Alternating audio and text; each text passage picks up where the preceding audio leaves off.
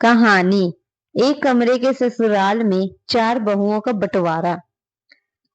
भाई श्री, अपनी बेटी की इन आदतों को बदलो, जाकर उसे उठाओ। आखिर कब तक वह इसी तरह 12 बजे तक सोती रहेगी? कल को उसे दूसरे घर भी जाना है। मैं क्या ही कर सकती हूँ। मैं उसे रोज सुबह 8 बजे से उठाना शुरू कर देती हूँ, लेकिन वह उठकर भी दोबारा सो जाती है। उठेगी भी कैसे?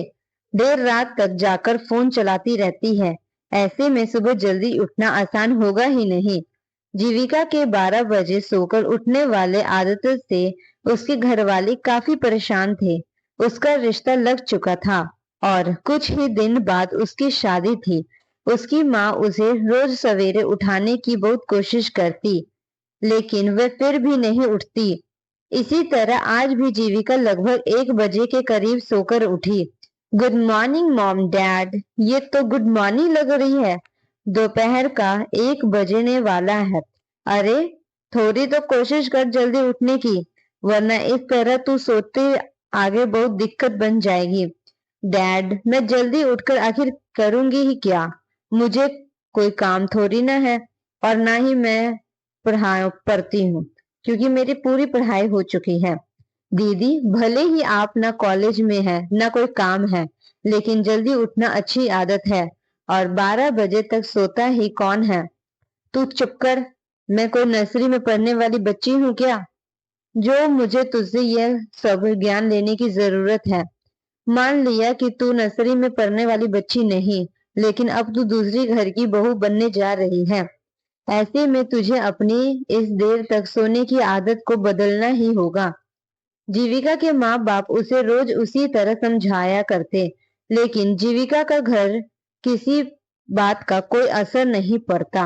वह रोज रात को देर से सोती और सुबह देर से उठती, जिसकी वजह से उसके सारे काम देर से ही होते।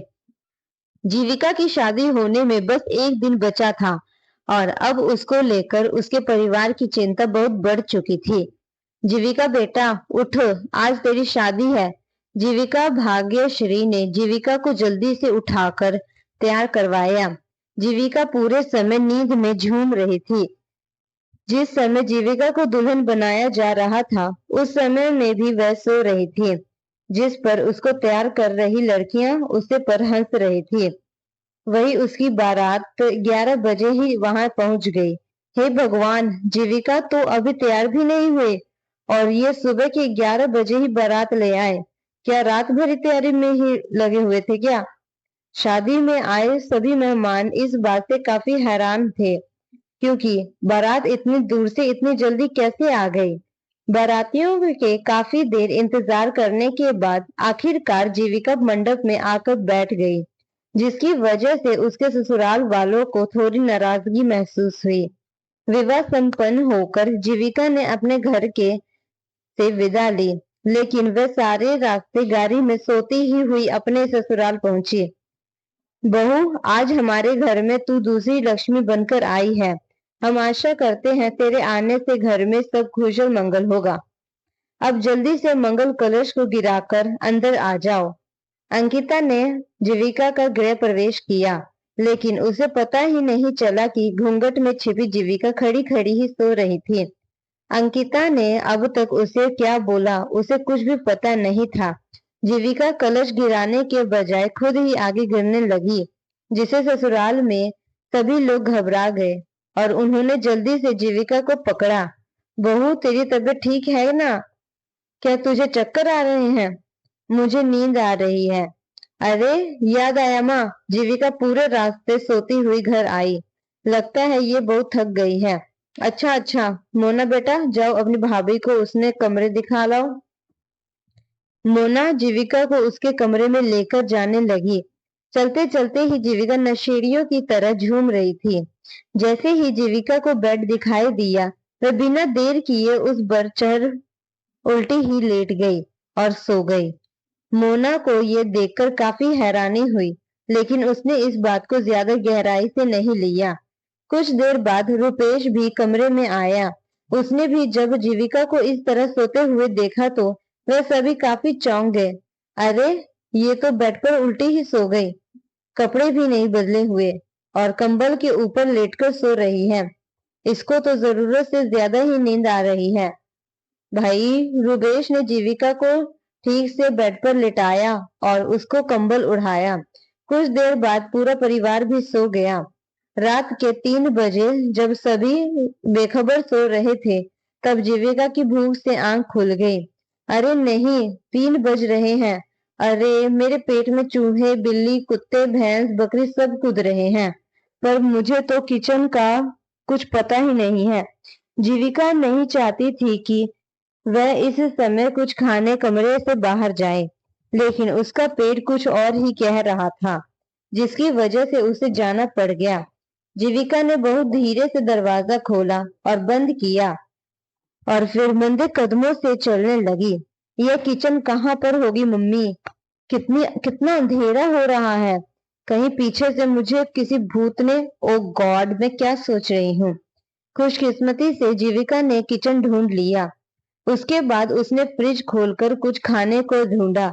शादी का घर था, इसलिए फ्रिज में काफी सारे खाने की चीजें रखी हुई थी।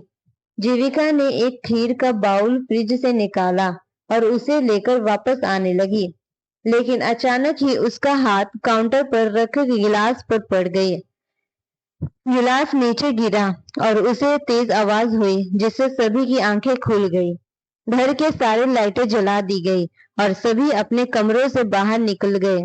रुबेश, रितेश, जरा जाकर देखो तो सही, शादी का घर है, कहीं कोई चोर तो नहीं घुस आया। माँ, देखो किचन की लाइट जली हुई है। मोना के इतने बोलते ही सभी सावधान होकर किचन की तरफ बढ़े।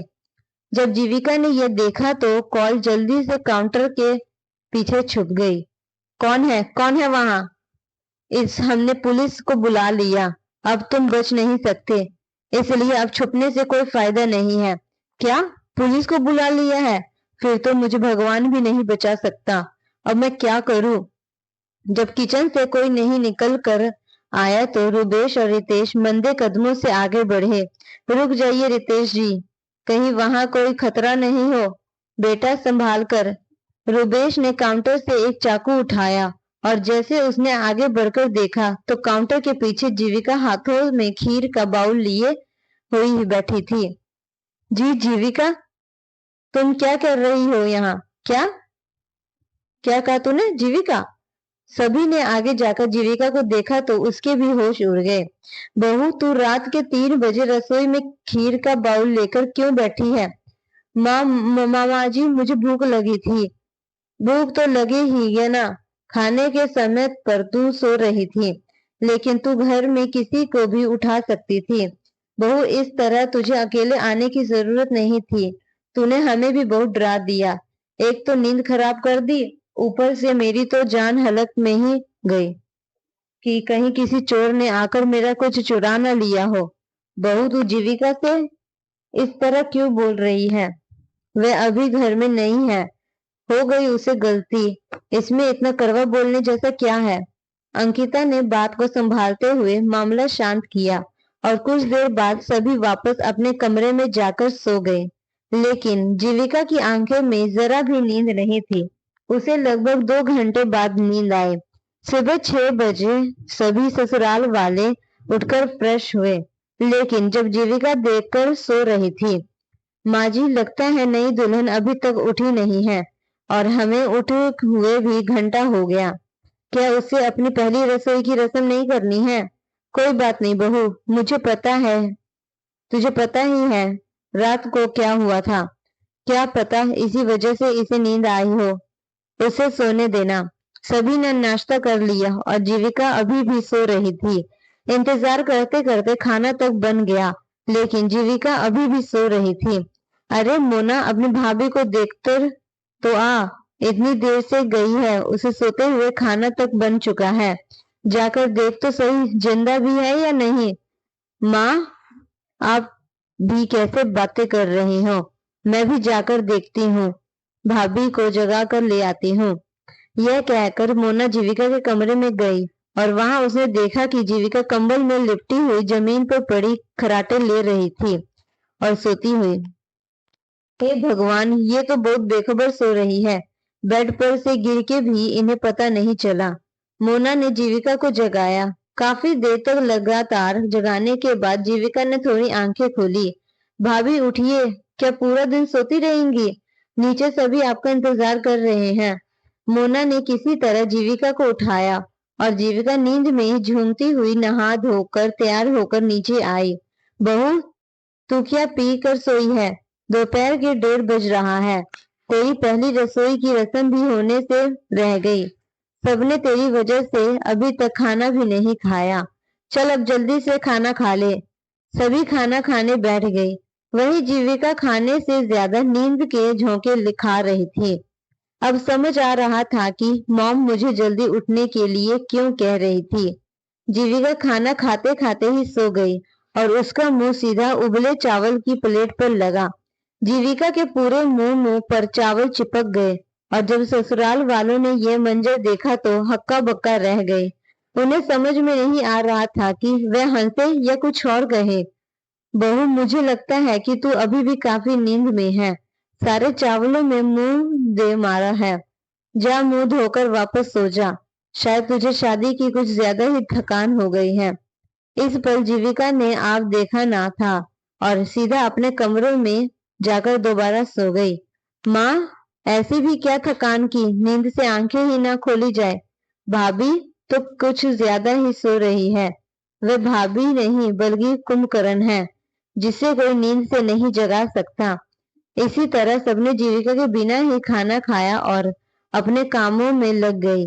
दिन कट गया, शाम हो गई, लेकिन जीविका अभी भी सो रही थी। मलाइका बहू, जाकर तू जीविका बहू को उठाकर लगा। क्या उसे अपनी पहली रसोई की रस्म करनी ही नहीं है? आज उसने सिर्फ खाना खाने के समय अपना मुंह दिखाया था और जब से कमरे से बाहर नहीं निकली। मलाइका मुंह बनाकर जीविका को उठाने गई। मेरा तो मन कर रहा है कि इस पर बर्फ डाले, पानी का पूरी बाल्टी पलट दूं। एक ही झटके में सारा जिंदगी की नींद खत्म हो जाएगी।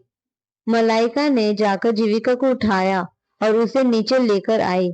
शाम के 6 बजे थे और जब जीविका की नींद पूरी हो चुकी थी, वो बहुत भर गई थी नींद। अब तू अपनी पहली रसोई का खाना बना ले। 6 बजे हैं, सभी को बहुत भूख लगी है। क्या सभी को 6 बजे से ही भूख लग गई है? बहू, सुबह के 6 नहीं, शाम के 6 बजे हैं। अब सवाल करना बंद कर और जल्दी से खाना बनाना शुरू कर। जीविका ने अपनी पहली रसोई में आलू पूरी और हलवे जैसी आसान चीज बनाकर रख दी। उसके बाद 7 बजे सभी ने खाना खाया। फिर कुछ ही देर बाद सभी अपने कमरे में चले गए। अरे ये क्या, घर में तो 7 बजे ही सन्नाटा हो गया। ये सब अपने कमरे में क्यों चले गए हैं? जीविका हैरान होकर टेबल के पास खड़ी थी कि तभी मोना किचन से पानी लेने आई। मोना, सभी इतनी जल्दी अपने कमरे में क्यों चले गए हैं? भाभी, इतनी जल्दी कहाँ, 8 बजने वाले हैं। आप पूरा दिन सो रही थी ना, इसलिए आपको ऐसा लग रहा है। इतना कहकर मोना भी वापस अपने कमरे में चली गई। ओ गॉड, 8 बजे कौन सोता है? इस तरह तो मैं पूरे घर में अकेले ही जागती रहूंगी। और ऐसा ही हुआ। 9 बज गए और सभी बेखबर होकर सो गए। वही जीविका फिर से अकेली जाग रही थी। अपने घर में तो मुझे डर नहीं लगता था, लेकिन यहाँ तो रात में मुझे बहुत डर लग रहा है। मुझे किसी भी तरह सोना ही होगा। जीविका बेड पर आंखें बंद करके लेट गई और करवटें बदलने लगी। इसी तरह 10 बज गए, फिर 11, फिर 1। फिर थक गई जीविका उठकर बैठ गई। हे भगवान, मैं कभी इतनी जल्दी नहीं सोई हूँ, इसलिए आज मुझे इतनी आसानी से नींद नहीं आएगी। अच्छा हुआ कि मैं बिस्किट का फ्लैट आई है, नहीं तो मुझे फिर से किचन में जाना पड़ता। जीविका रात को बैठकर बिस्किट खाने लगी और इसी तरह सुबह के 4 बजे उसे आंख लग गई और ठीक 5 बजे से उसके ससुराल वालों ने बिस्तर छोड़ दिया। अंकिता, बहू को उठाओ, आज कोई क्या बहाना नहीं चलेगा। आज वह हमारे साथ पूजा पाठ में शामिल होगी। वह हमेशा इस तरह नहीं सो सकती। मोहन के कहने पर मोना और मलाइका जीविता को बचाकर लगाकर ले आई। वह कमरे में कहा, सब सुबह 5 बजे उठकर भगवान की आराधना कर रहे थे। और अब से तू भी इसका हिस्सा बनेगी। 1 घंटे पहले सोई हुई जीविका को अंकिता की कोई बात समझ में नहीं आ रही थी। अंकिता ने पूजा करनी शुरू की, वहीं जीविका पीछे बैठी हुई सो रही थी। जीविका, हाथ छोड़ो। जीविका, जीविका। मलाइका ने जीविका की बाह पर चुटकी काटी, जिससे जीविका की अचानक आंख खुल गई और वह काफी घबरा गई। कुछ देर बाद पूजा खत्म हुई और फिर दोनों बहुएं किचन में सभी के लिए नाश्ता बनाने को आई। तुमसे तो हद है जीविका। अरे ऐसे भी क्या नींद है जो पूजा के बीच में ही सो जाओ। भगवान के लिए थोड़ी सी शर्म करो। जीविका को मलाइका की बात सुनकर काफी शर्मिंदगी हुई, जिसकी वजह से उसने मलाइका को बदलने में कोई जवाब नहीं दिया और चुपचाप नाश्ता बनाने लगी। हे भगवान, मेरी तो आंखें खुल ही नहीं रही है। मैं इस नींद को कैसे कंट्रोल करूं? जीविका ने नींद को काबू करने के लिए ठंडे पानी से मुंह धोया, लेकिन सिर्फ 1 घंटे की नींद लेने के बाद नींद को रोक पाना लगभग नामुमकिन था। जीविका ने नींद में ही नाश्ता बनाना शुरू किया। उसने चाय बनाने के लिए पैन के गैस पर रखा, फिर दूध को पलटा। ज्यादा नींद आने की वजह से दूध फैन की बजाय बाहर की तरफ गिरने लगा। वही दूसरी तरफ सभी डाइनिंग टेबल पर बैठे नाश्ते का इंतजार कर रहे थे। बहू नाश्ता बना रही है या फिर 56 भोग? आधा घंटा हो गया, मुझे तो रसोई से कोई आहट भी नहीं आ रही है। माँ जी, मैं जाकर देखती हूँ। इतना कहकर मलाइका रसोई में गई और उसने वहां पर जो देखा उसे देखकर उसके पैरों तले जमीन खिसक गई। जीविका खड़े खड़े सो रही थी। वही सारा दूध स्लैब पर और जमीन पर फैला हुआ था। जीविका जीविका अचानक से तेज आवाज सुनकर जीविका की हड़बड़ाते हुए आंख खुल गई, जिससे उसका हाथ तेल की किंसली में पड़ गया और कंसती भी जमीन पर गिरकर और तेल भी दूध के साथ में मिल गया। यह देखकर मलाइका और ज्यादा गुस्से में भर गई। सोने के अलावा तुम्हें कोई काम करना आता है भी क्या या नहीं? मन तो कर रहा है तुझे धक्के मारकर अभी घर से निकाल दूं। मलाइका की ऐसी आवाज सुनकर अंकिता और मोना भी वहां पहुंची। क्या हुआ बहू, क्यों चिल्ला? हे भगवान, ये कैसा हुआ? सारा तेल और दूध जमीन पर फैला हुआ है। बहू, तू रोई में ये सब कर क्या रही है?